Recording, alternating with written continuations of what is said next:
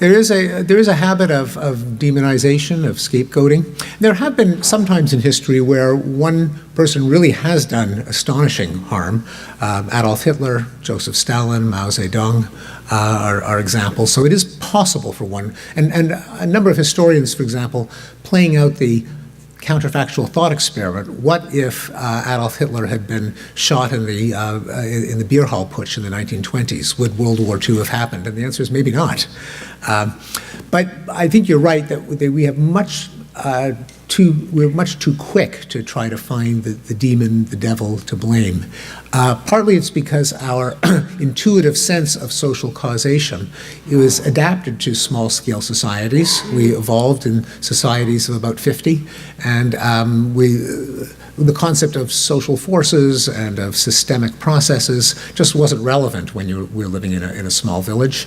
Also, there's an advantage to finding a scapegoat, namely you can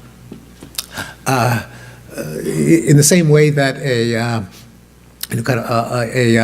liability lawyer can try to seek to blame every fall or every coffee spill on some villain in a tort and recover damages.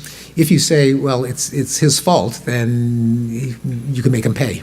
Or him and his kindred, his relatives. And so there's probably, again, in small-scale societies, there probably is an adaptive advantage to finding someone to collectively shame and scapegoat, because they might actually be forced to compensate, or at the very least to decline in status relative to you, the accuser.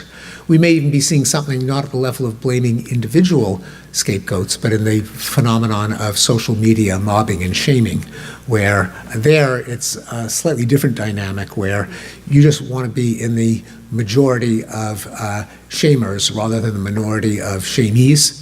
And that can create a kind of dynamic where people are quick to pile on to shame lest they be shamed. But once again, there's a kind of competition for social status, particularly within the context of what we perceive as small communities.